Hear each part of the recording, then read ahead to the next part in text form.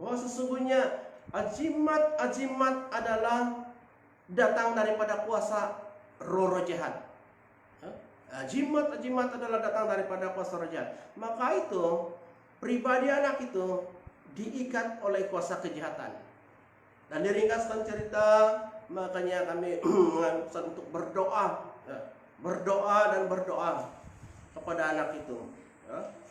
Beberapa masa waktu didoakan sehingga anak itu normal kembali. Normal kembali. Kemudian beberapa waktu saya berjumpa kemudian dengan anak itu, saya tanya kepadanya, bagaimana keadaanmu sekarang? Baik. Beberapa bulan kemudian dia mengandung dan kembali ke negara asalnya. Sudah kembali. Saudara, oleh kuasa nama Yesus maka anak muda itu dibebaskan. Dengan doa, dengan iman bersungguh-sungguh. Saya akui saya manusia biasa. Dan kita semua manusia biasa. Tetapi kalau kita beriman dalam Yesus, kalau kita meminta bersungguh-sungguh dengan Yesus, maka kita akan melihat bagaimana kuasa Tuhan itu terjadi. Makanya iblis, setan pun lari, karena tidak tahan mendengar nama Yesus, nama yang berkuasa. Dalam Roma 1 ayat keempat berkata seperti begini. Ayat keempat, dan menurut Roh Kekudusan dinyatakan oleh kebangkitannya dari orang mati bahwa ia adalah anak Allah yang berkuasa, Yesus Kristus Tuhan kita. Jadi jelas dalam ayat ini saudara bahwa Yesus Kristus adalah anak Allah yang berkuasa, Yesus Kristus Tuhan kita. Nah, meskipun kalau kita lihat di dalam dunia banyak sekali orang yang menyangkal akan ketuhanan Yesus Kristus. Banyak orang yang menolak akan dia, sehingga saat ini banyak orang menolak akan Yesus Kristus, kuasa dan kuasa kebangkitannya. Ini dapat kita lihat kalau lihat dalam ayat seterusnya, Matius 28 ayat yang ke-11 dan seterusnya. Di sana dapat kita lihat bagaimana dusta mahkamah agama, sehingga para prajurit yang menjaga kubur Yesus, mereka sogok dengan uang karena mereka mau menyangkal akan ketuhanan Yesus, mau menyangkal akan kebangkitan Yesus Kristus yang sebenarnya adalah Tuhan Yesus. Maka itu saya katakan kepada kita, makna kebangkitan Kristus itu membuktikan bahwa Dia adalah Tuhan dan Allah di dalam kehidupan kita, meskipun banyak orang menyangkal akan ketuhanannya. Yang ketiga, makna yang ketiga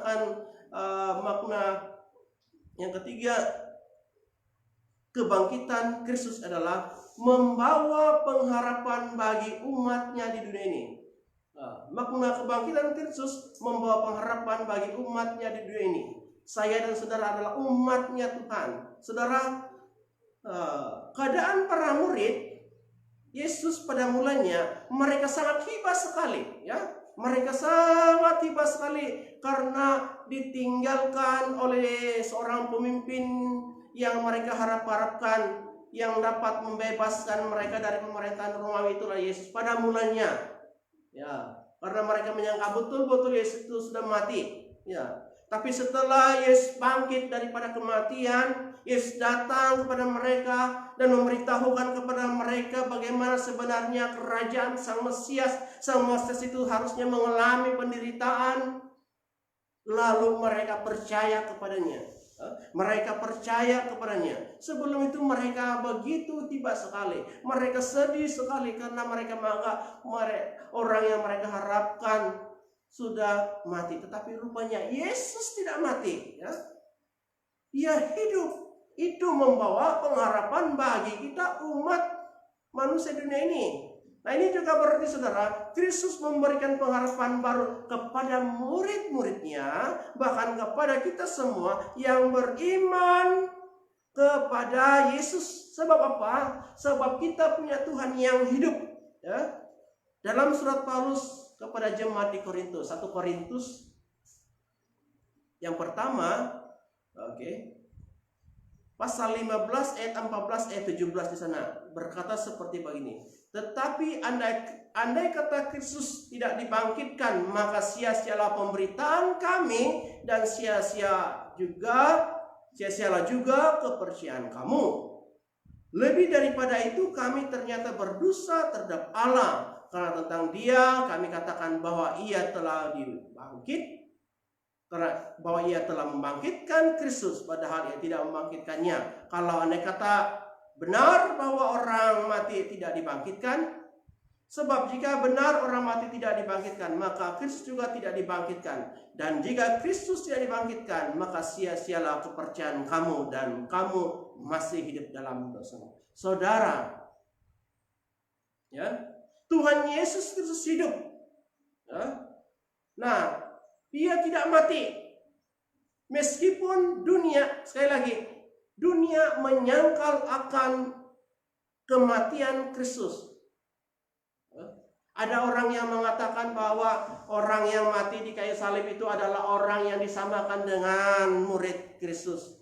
Tetapi dalam faktanya, kebenarannya, kesaksian para murid itu sendiri, dan bagaimana penampakan diri oleh Yesus kepada murid-muridnya, kepada banyak orang pada waktu itu, saudara, itu membuktikan bahwa Yesus benar-benar mati total, dan pada hari ketiga Yesus bangkit kembali. Ini membuktikan bahwa setiap orang percaya dunia ini ada pengharapan yang baru di dalam Tuhan kita Yesus Kristus. Engkau hanya perlu beriman, percaya kepadanya. Yang keempat, makna kebangkitan Kristus bagi kita orang percaya yang keempat adalah kuasa maut ataupun kuasa kematian telah dikalahkan olehnya. Kebangkitan Kristus membuktikan bahwa kuasa maut ataupun kuasa kematian telah dikalahkan olehnya. Maksudnya Yesus telah menang atas kuasa kematian. Kuasa kematian tidak berkuasa atasnya. Ya, saudara, Yesus pernah berkata sebelumnya, yaitu dalam Injil Yohanes 11 ayat 25 dan 26 berkata seperti begini. Ayat 25. Jawab Yesus, "Akulah kebangkitan dan hidup. Barang siapa percaya kepadaku, ia akan hidup walaupun ia sudah mati. Dan setiap orang yang hidup dan yang percaya kepadaku tidak akan mati selama-lamanya. Percayakah engkau hal ini?" Ini pertanyaan buat kita. Orang yang percaya kepada Tuhan Yesus, kata Tuhan Yesus, tidak akan mati selama-lamanya. Percayakah engkau akan hal ini? Inilah ungkapan yang pernah dikatakan oleh Tuhan Yesus sebelum Ia mati di atas kayu salib. Ya. Dan kita sebagai orang Kristen, sebagai pengikut Kristus, harus mengimani penuh, ya, kepadanya, beriman penuh kepadanya, kepada Tuhan kita Yesus Kristus. Nah, kuasa maut, sekali lagi, kuasa maut, kuasa kematian kekal telah dikalahkan olehnya, telah dikalahkan oleh Yesus oleh kebangkitannya pada hari ketiga. Ya. Dan kalau saja begini, ya, dan kalau saja Yesus Kristus telah membuktikan, ya, kalau saja Yesus telah membuktikan bahwa Dia tetap hidup, Dia tidak mati, kuasa kematian tidak berkuasa atasnya, maka kita yang menjadi pengikut Kristus juga harus percaya bahwa kuasa kematian, kuasa maut juga tidak berkuasa atas kita.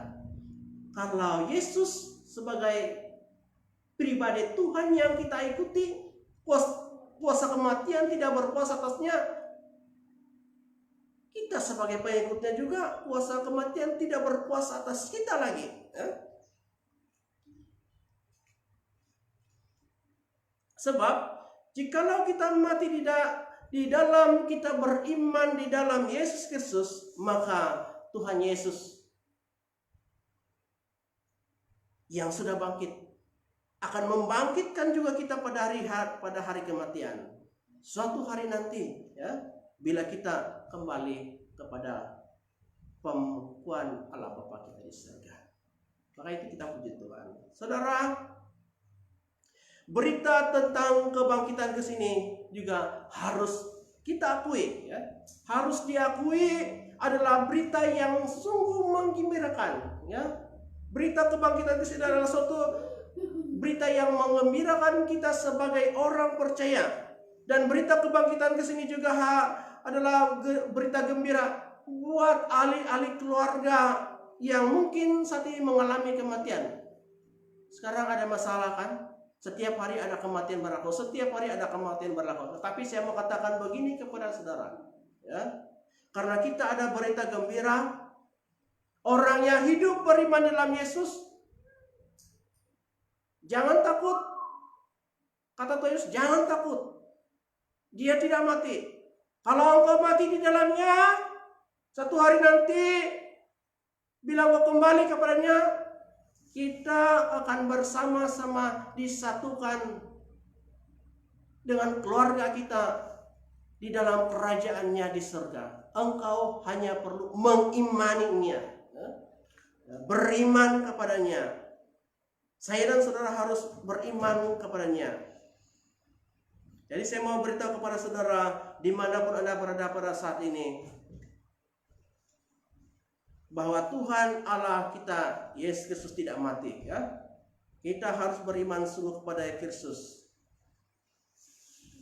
Kita harus beriman kepadanya. Hanya pada hari ini, apa yang harus engkau lakukan? Selagi kita masih hidup di dunia ini yang fana ini, marilah kita selalu giat. Marilah kita selalu beribadah kepada Tuhan. Marilah kita selalu bersama-sama melayani Tuhan. Sampai ke garis hidup kita tetap dalam iman kita di dalam Yesus Kristus. Nah, saya akan membaca satu firman Tuhan dalam 1 Korintus 15,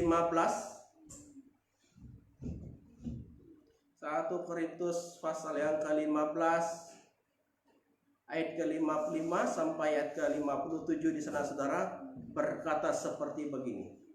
Hai maut, di manakah kemenanganmu? Hai maut, di manakah sengatmu? Sengat maut ialah dosa, dan kuasa dosa ialah hukum Taurat. Tetapi syukur kepada Allah yang telah memberikan kepada kita kemenangan oleh Yesus Kristus Tuhan kita. Saya mau katakan kepada kita bahwa Tuhan Yesus sudah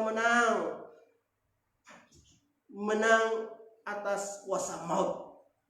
Sengat maut tidak berkuasa lagi, karena telah dikalahkan oleh kebangkitan Yesus daripada kematian. Ya, Yesus Kristus bangkit daripada kematian. Inilah berita, ya, dan inilah makna kebangkitan Kristus bagi orang percaya. Kristus sudah menang daripada kematian.